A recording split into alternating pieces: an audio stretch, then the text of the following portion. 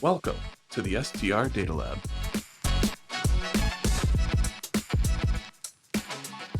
Hello and welcome to the latest edition of the STR Data Lab. I'm Jamie Lane, Chief Economist at ODNA, and I'm joined here today by a really special guest. We've got Michael Sjogren, CEO of STR Secrets. Mike, welcome to the show. Thanks for having me, man. I'm excited. This is going to be fun. Yeah, and we've known each other for, I guess, years now. You got to introduce me.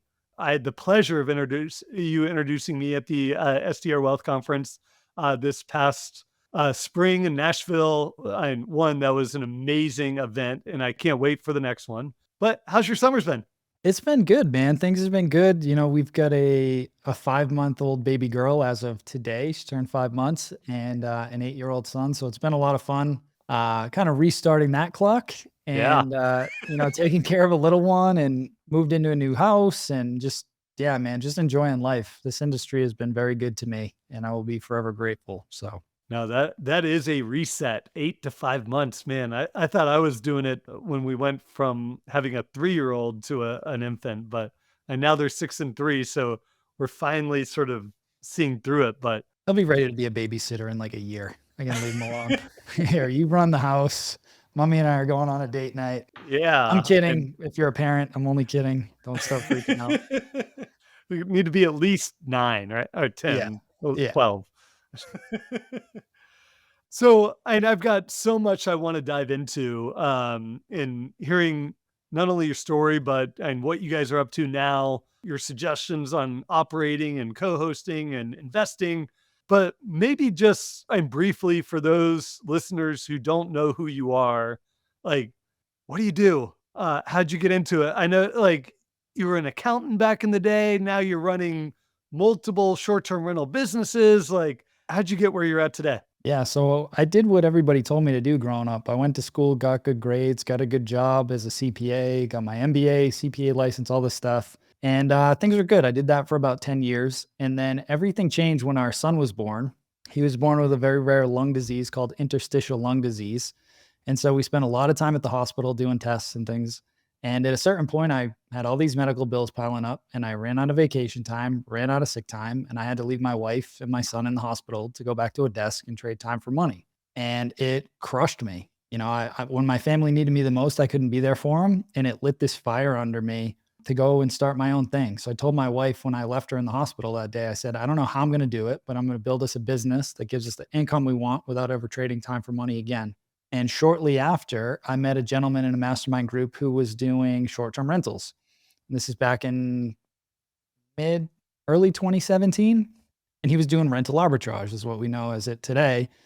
It wasn't very popular back then. And, the concept made sense and the money was very intriguing, but I didn't even know if it was legal. I was like, this sounds a little shady. I don't think he was really telling the owners what he was doing and everything else. But I told my wife, I said, this concept makes sense that we get a piece of real estate and we rent it by the night instead of by the year, and we can charge a premium for that. So there's a lot more spread and a lot more profit. So we won't need as many properties to replace our income. And so I took a loan out of my 401k, got a 0% interest credit card, and we bought a little 2-bedroom condo up in the mountains in New Hampshire. And just like this guy said, we were cash flowing around $1,500 a month. We were using it once a month on a weekend as a family. And I was sold. This was the coolest business model ever. I got paid to own a vacation house. But at that point, I was completely broke and I couldn't live off of $1,500 a month. So I had to think of a way to scale that. And I never liked the rental arbitrage play. And even if I wanted to, I didn't have the cash to even get first, last security deposit and furniture at that point. So I started looking for landlords around me north of Boston that had single families, duplexes, 3 families that they were renting out, and basically pitching them that if they would run this as a short-term rental, they would make 2 to 5 times more than they would as a long-term rental. And I would handle everything. I would, design it, get it built out, create the listings, deal with guest communication. They'd be completely passive. I'll handle everything and I'll just take a percentage off the top, and they'd still net way more. And it took me 9 months to get my first co-host deal because I was an accountant and I didn't know anything about sales. So I didn't really know how to present myself very well, but eventually somebody gave me a shot. And I got really good results for that person. And they referred me to somebody else, who referred me to somebody else, who referred me to somebody else. And within a year and a half, we had 15 properties across 5 states. And I quit my job. My wife quit her job. I retired my mom, and we were off to the races. And, fast forward a few years now, we've got 82 doors across 3 states, 2 boutique hotels. And, that management business allowed me to grow my cash flow to start investing in real estate. So now we own 72 out of the 82 and we manage another 10. So the portfolio shifted over time. And I do have a couple amazing partners on the hotels that we have. There's no chance I was pulling that off myself. Commercial is definitely a team sport for sure. But yeah, my life has completely changed. And I started teaching this business back in 2019, helping people launch, automate, and scale a short-term rental business. And I've always loved teaching. I always assumed one day I'd retire as a college professor in accounting or something. I always liked teaching. But I started hosting a local meetup in order to get leads for the co-hosting business. And more people kept asking me like, hey, that's cool, but could you just teach me how to do it myself? And so the spark lit off of, hey, maybe I could just start teaching this stuff. And March 2019, we started offering that. And now we have over, I think we have 600 members in our mastermind. I've got a higher level boardroom for the hotels. And we've helped build over 400 six-figure businesses for people over the last few years, which is pretty wild when I was looking at the data the other day. So that's where I spend most of my time now. I love it. The property side is pretty automated. We've got a great team and things are humming along, but I love doing this type of stuff with the podcast and helping other people get going. That's amazing. And thinking about you being a CPA, I was thinking about my other friends in college that were CPAs, and not a single one is still doing it. Like, one is a Peloton instructor, the other's a life coach, and the other is like working for the government.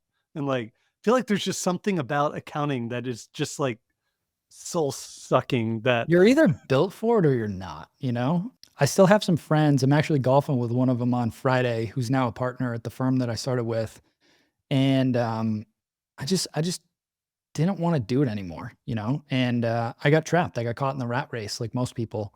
And, my son getting sick was obviously the worst and best thing that ever happened to me. Cause who knows if I ever would have had that fire to really go out there and take a chance and bet on myself to build this thing if our back wasn't against the wall. So Yeah. So I've had quite a few property managers on the podcast. And those are businesses that are built around getting contracts for managing vacation rentals, mostly in major destinations. So when you talk about co-hosting, how do you sort of differentiate in your mind and in your business, like what's considered co-hosting versus what's considered like traditional vacation rental property management?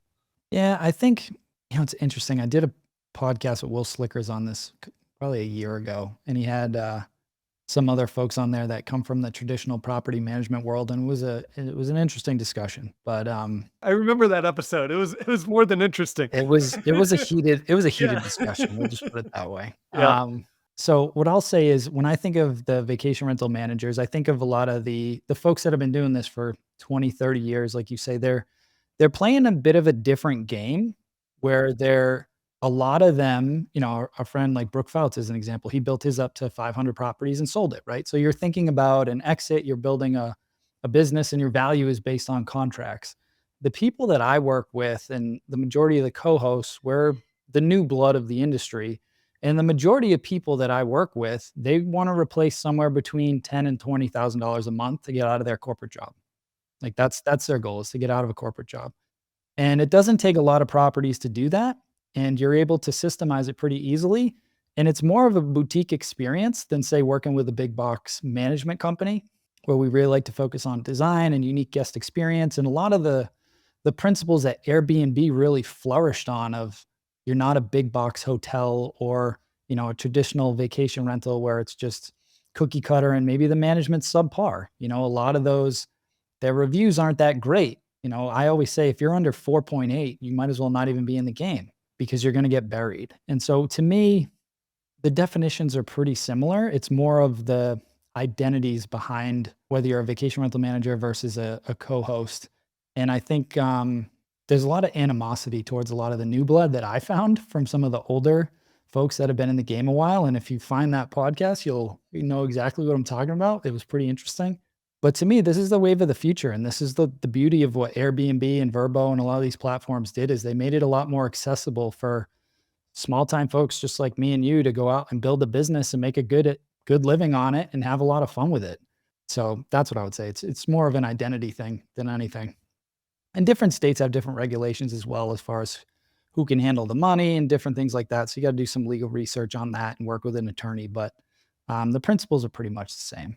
Yeah. So in your co-hosting businesses, are you guys doing it sort of soup to nuts of like essentially I'd call like full service management of like we're gonna I manage the listings across multiple channels, guest communications, revenue management. Like, is it getting and the properties cleaned, inspecting them, essentially everything to make it passive for that owner? Exactly. The only thing that I haven't done, I've done it a couple times just because the owners had some physical health issues. Typically, I don't, I'm not paying the utility bills and coordinating a lot of the like landscaping and things like that. I tend to put that on the owners, but any like routine maintenance that needs to happen and things like that, we'll get that coordinated and handle all that. So we make it as passive as possible for them. So yeah, you can call that full service. And then, and as you sort of scaled and getting to 82 doors, like, and that would be a good sized property management company. And given and sort of the scale and co-hosting, like, how did you grow it? And I know, and through acquisition now, but like when you were initially growing it, like, how'd you figure out how to get more? Because 9 months to get one, I assuming it wasn't 9 months for two, three, four. Like, what was the secret sauce there? A lot of it comes down to your limiting beliefs, and this is what one thing that I work on a lot with the students that come into our program is creating that belief in them that they do have value and that they can, offer a good service and everything else. Once I closed that first one, I had 4 within the next 3 months because I started to believe that I could do it. And then you just focus on adding as much value and doing as good of a job as humanly possible to maximize revenue for that owner and take care of their property and give guests the best experience possible. Like, if you do a good job, the owners are going to want to talk about you to all their other buddies that are out there of like, hey, you should talk to Mike. He's been crushing it with my property. And that's what happened. I got one lead from that meetup that I was hosting. I got one from somebody in a co-working space that I had that saw me, working around the clock, like around my job, working late nights. He's like, what do you do anyway? I see you in here like late night, early morning. What do you do? And I was like, well, I manage Airbnbs for people. He's like, oh, no, that's interesting. I just bought a duplex that I was considering, running as an Airbnb. Is that something that you do? Boom, that was listing number 2, right? And so it was just word of mouth and just putting myself out there. I never did mailers or Facebook ads or any of that stuff. It was just I was honestly afraid to talk to people. I was an introverted guy. I didn't really like sales. I loved the business, so I would host meetups to educate people about this industry, and what the possibilities were. And then I was always looking for the right connections that I could create a win-win for, meaning could I build relationships with real estate agents, with real estate attorneys, with lenders, title companies, anybody that's involved in a real estate transaction that I could send business to, and in return, maybe they could send me a lead that would need my services. So I was looking to build relationships that would turn into a sales force instead of just taking the shotgun approach of shouting from the rooftops of this is what we do. And it worked out. You know, we teach something now that's a little bit different that works a lot better. And I'm happy to talk about that. But at the time, most people weren't sold on Airbnb back in 2017 and 2018. They were terrified that guests were going to destroy their house and that this was a scam and whatever else. So I had to get over that hurdle of how I was going to take good care of their property and not let idiots in there, basically. Um, Most people have accepted this now and it's not a big deal. But back then it was a lot higher of a hurdle to get people over. Yeah. And you went from 2008 of like, who would even want to stay in someone's house to That sounds like, creepy. yeah, like, wait, would I let someone stay in my house? And now it's like, and the thoughts around the sector have just changed enormously, I think, for the better. Yeah, I think COVID accelerated that pretty rapidly. 100%. In a way where it would almost be unintuitive. Like, we're going to get more comfortable with allowing other people into our homes during a global pandemic.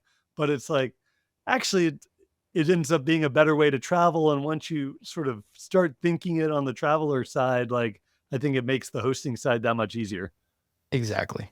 So you alluded to it of like how you suggest people doing it now. So how have your thoughts evolved? And sort of a second part of that question is like, how do you think about market expansion of like, and if you're just finding and a guy at a coffee shop co-working, like it's probably not a lot of thought of figuring out like, where do I actually want to be running this business and where do I want to be managing properties? But do you have a thought process about that today?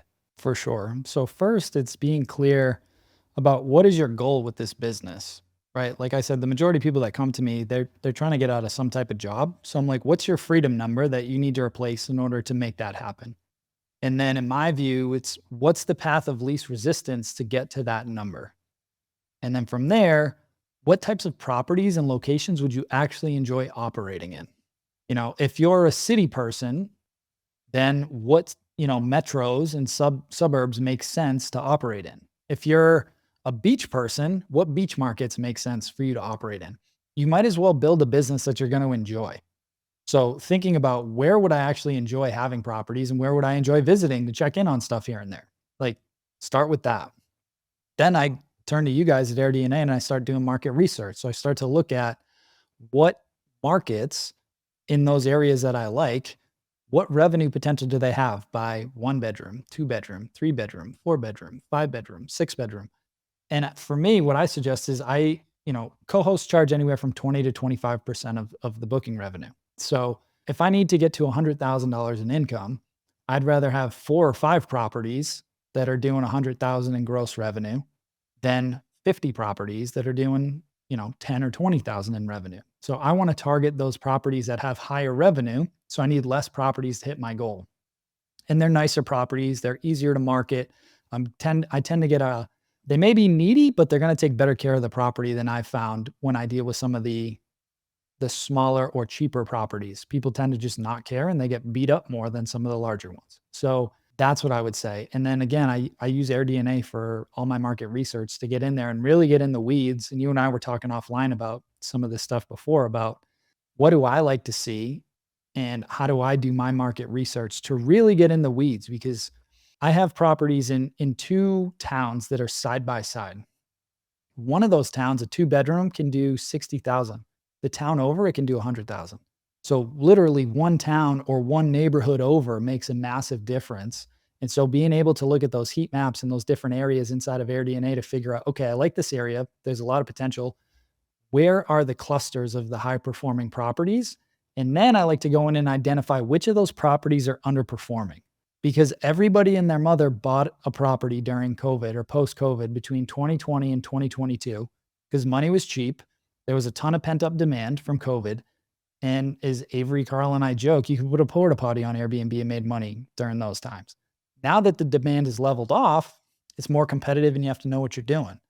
And so I want to make sure that I'm getting in good properties and good areas that can perform. So when I'm looking on AirDNA, I'm looking for properties that are nice properties in good areas that have low review scores and low revenue that have clearly been mismanaged that we can go in and fix and operate more efficiently, get their review scores up, generate more revenue, and turn those properties around for the owners. That sounds like great advice. Are there any sort of tricks on when you're or tips on when you're reaching out to those existing and one and finding those homeowners, and then two of like what does that sort of pitch look like of like, hey, we see you've got an XYZ property manager. It looks like you're underperforming relative to your competitors. Like, we'd love to show you what we think and we can earn. Like, what does that pitch look like? So we have all the scripts laid out. I'm happy to share them with the audience. I've got them inside of our Facebook group. I did a whole training on this. But yeah, it's going to depend on the scenario, but it's just really introducing yourself and then really gaining a sense of like, hey, I love this and this and this about your property. Not sure if you're running this yourself or if you've got a property manager, but if you have any questions or if you're not happy with your current situation, I'm happy to set up a call and talk to you about it. I operate these properties around the corner from you, or Again, it's going to depend on your scenario. And I've got a bunch of different scripts depending on how that goes. But it's just introducing yourself and doing it in a way that is offering to help them and not, you don't want to come across as like your property's crap. Like you need help. Let me help you. Right. Cause then you're just going to annoy people and you don't want to come across too salesy.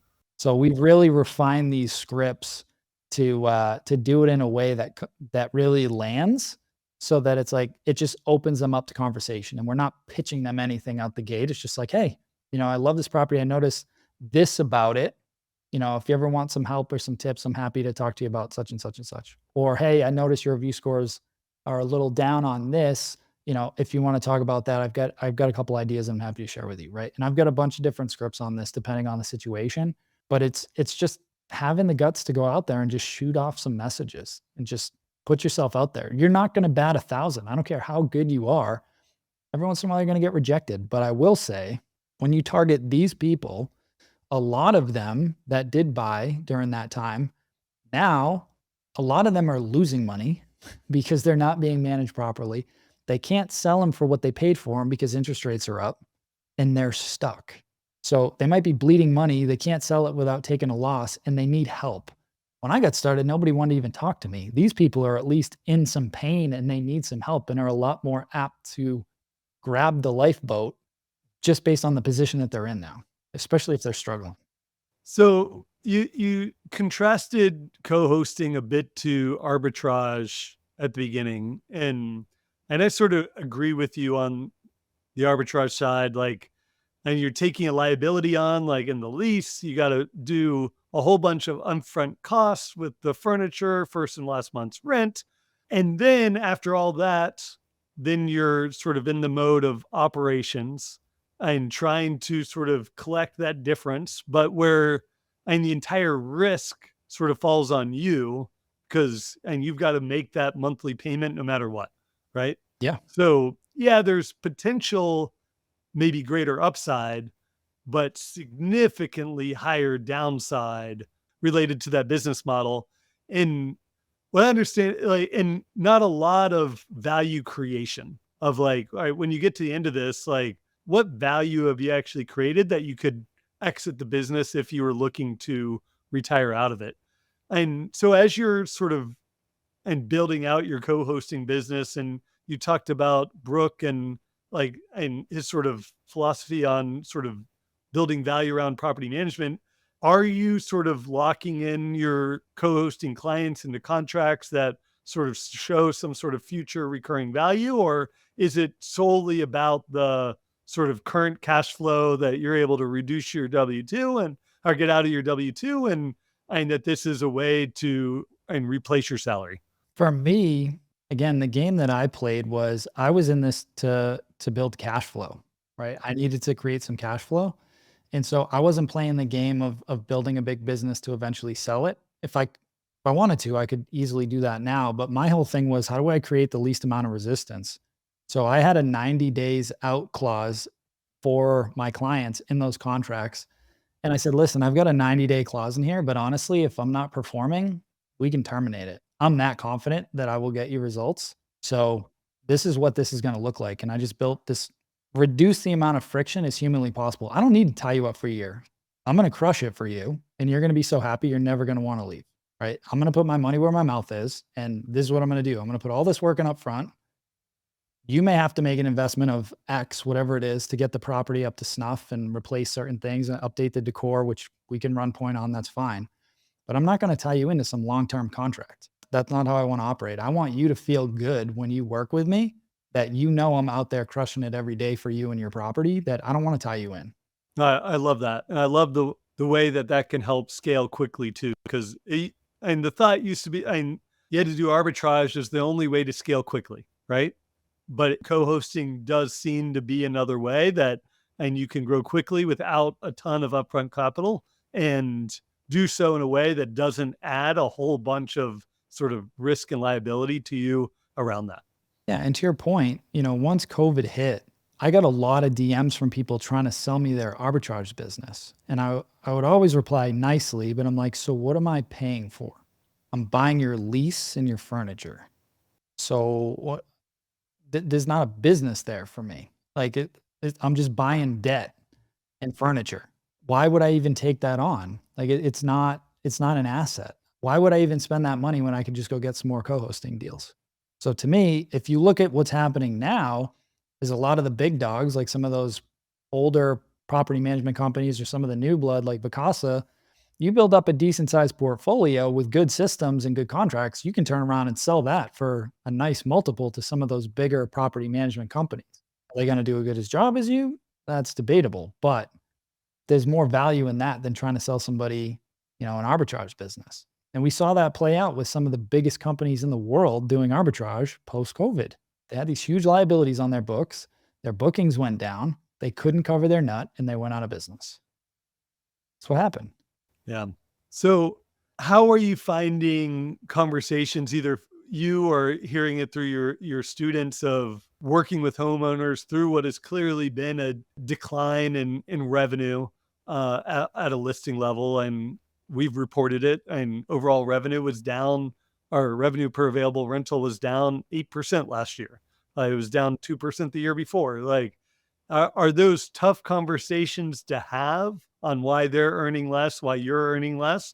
Or do you get a sense that most people get that we're at a peak in 2021 and we're coming off of that, but we're still operating a cash flowing business for you? Yeah, I think it depends on your market too, because we can look nationally, but every market's different. Every sub-market's going to be different. And I think it's one of those come to Jesus moments where you got to take an honest look at your portfolio and analyze, okay, here's my property. Here's what the comps look like. My first short-term rental up in the mountains, I was the first one to go up there and renovate a property and modernize it. Now that market is filled with beautiful properties that people have put a ton of money into, and it's on me now to go back and refresh this thing, put some money into it, put some nice bathrooms in it, do some updates in the kitchen. It's going to take an investment to get it back up to stand out in that market, right? So you got to take an honest look at your property. Do you have a solid revenue management strategy? Over the last year and 15 months, I've spent more time helping people with revenue management than I had in the last 5 years, because you really have to have that dialed in, because it's a lot more competitive now. And if your prices are way out of whack, or you're missing some peak days or whatever, it's really going to impact you. So having that revenue management strategy really dialed in, again, you got to treat this like a business. If it's a side hustle and you're not paying attention to it, you're going to get smoked out by the people that are taking it serious. So you just got to decide if you're going to go all in and really learn the nuts and bolts, or hire out the nuts and bolts within your business to make sure that you stay profitable. So again, when we're targeting, we call it our UI method, our underserved investor. When we're looking at these properties, I'll give you an example. Lindsay, her very first co-hosting deal when she came in, she took over a listing from Vacasa that was doing $40,000. And Vacasa was bragging to the owner that they were doing good and the market was just really bad. Within 3 months of her taking that over, she was on pace to do 75,000 with the same exact property. Same property, just optimizing the listing, improving the revenue management, getting better photos, and getting the review scores up. Like, it's the same property, but they're so big that they can't give it the amount of attention that someone like she can, that has 1 or 2 listings, that's their sole focus, is to maximize that property. So if you've got a limiting belief, if you're new or you've only got a handful of properties, that's an advantage for you, because those owners are going to get your undivided attention to maximize that property for them, not somebody with 70,000 listings. Yeah. And I talk with a lot of our clients that are looking to potentially get into co-hosting, looking to get into expanding their business. And like, I get the conversation, like, they very comfortable with design, very comfortable with like talking to guests, like dealing with their issues.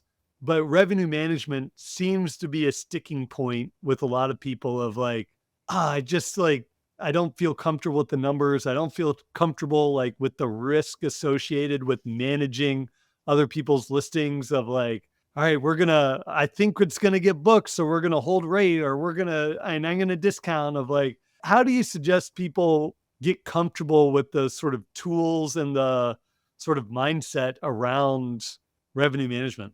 I think one of my superpowers is to simplify things, right? So if we look at a fundamental level of revenue management, what are we doing? First and foremost, you have to build a comp set. So a list of comparable properties, somewhere between 5 and 10 properties that are similar to yours, maybe a little bit better, maybe a little bit less, in a geographic area close to you, ideally the same number of bedrooms, bathrooms, build a decent comp set. Then you can put that data into something like Price Labs and you can monitor their rates and you can create customization so that you're staying in line either a little bit above or a little bit below of whatever those comps are so that you know that you're staying competitive with the market. Then I want to figure out, okay, what's my competitive advantage over these properties? Can I put in a cool Instagrammable wall that people want to take selfies and tag our property to drive some more direct bookings? Do I have a barrel sauna? Do I have a pool? Do I have why should somebody book me versus those comps? I need some type of competitive advantage over those comps, whether it's amenity, a location, a design element, whatever it is that's going to make me stand out. So I'm looking at my comp set, then I'm looking at the overall market to see, okay, what's my occupancy? What's my ADR? What's my RevPAR look like compared to the market? And I'm monitoring that on a weekly basis. My team's in there multiple times a week at this point, but I'm looking at it on a weekly basis to see how are we pacing both like for the month and forward looking to compared to my comp set and compared to my market. Because I want to be at least beating my comp set or my market, right? If the market's down, the market's down, but at least I know I'm doing well compared to my market. But we can overcomplicate it and think revenue management is some like fancy algorithm thing. At a bare essential, it's understanding where's the market at now on occupancy, ADR, and RevPAR versus my comp set versus me, and where am I at year over year to look at those changes. We can go a lot more in the weeds with that, but at a foundational level, if you're doing that, you're going to be ahead of 90% of people. Right? Yeah.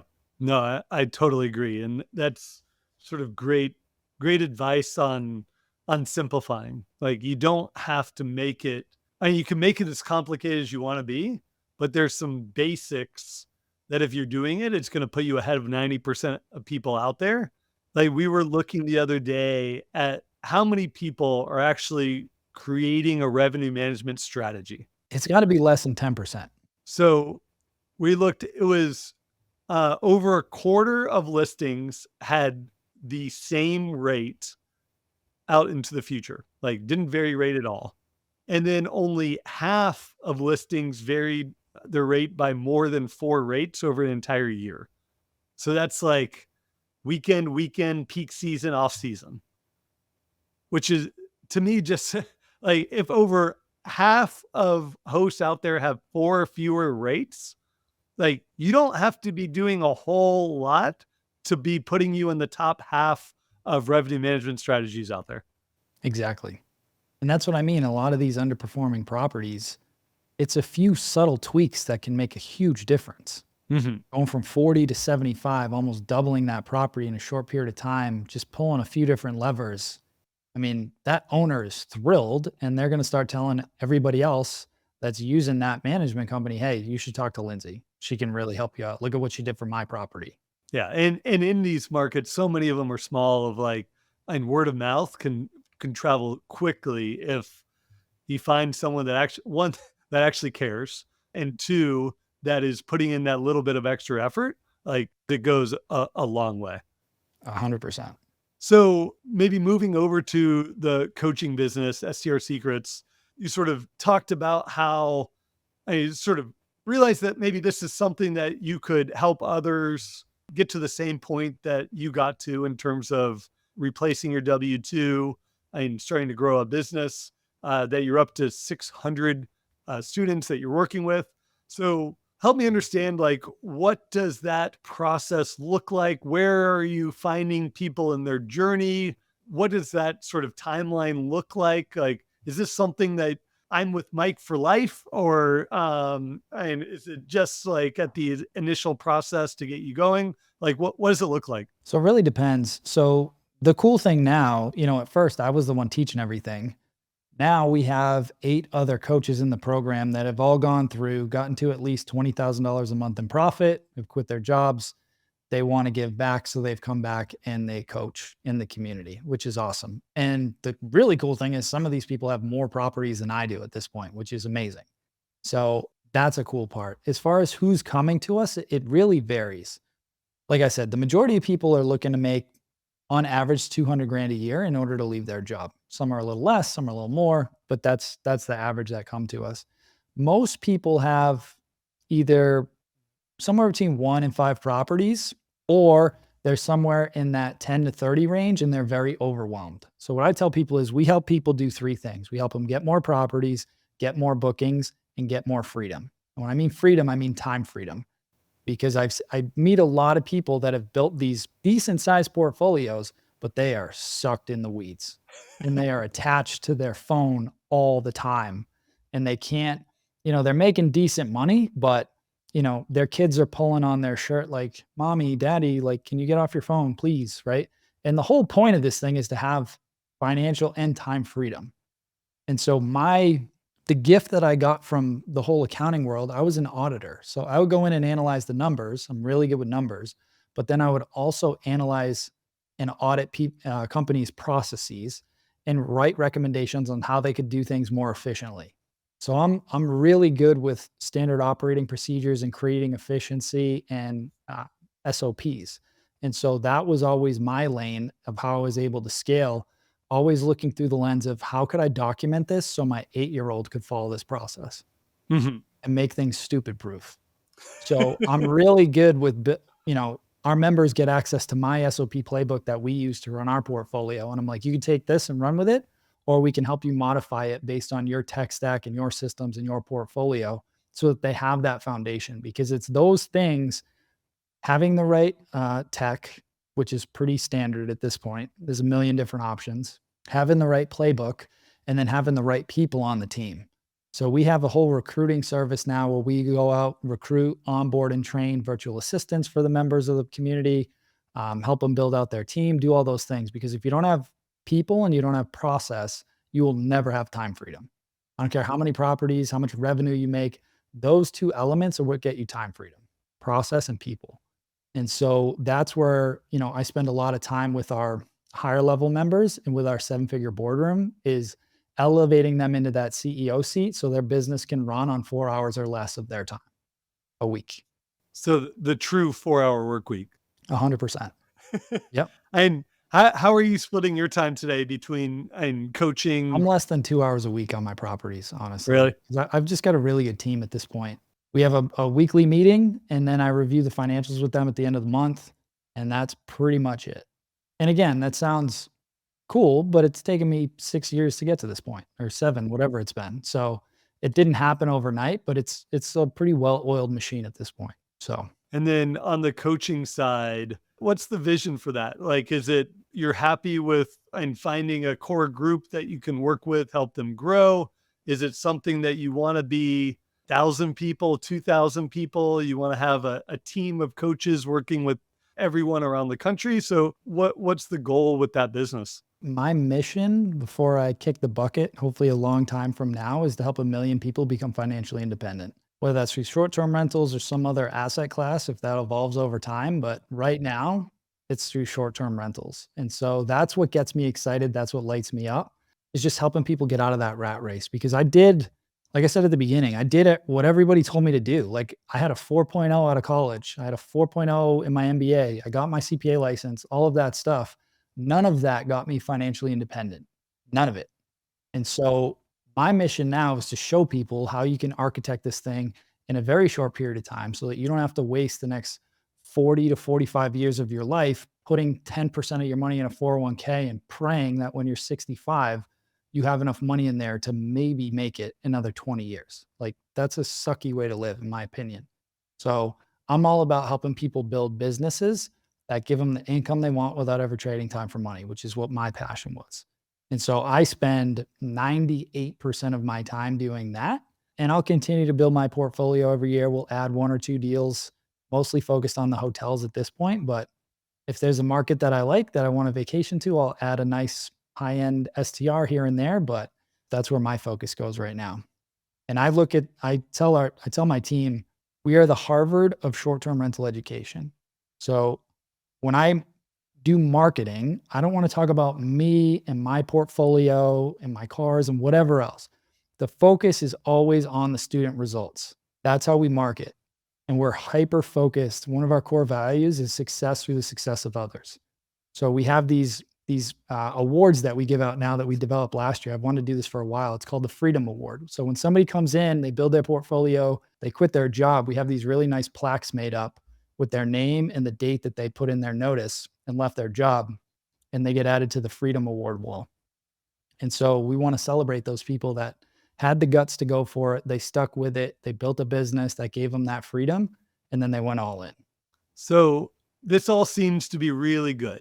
Like we talked about, and a lot of the risk associated with like rental arbitrage. So like, where have you seen co-hosting go wrong? Where have you seen like people get over their skis? Like, is there a cautionary tale around co-hosting, or is it all upside?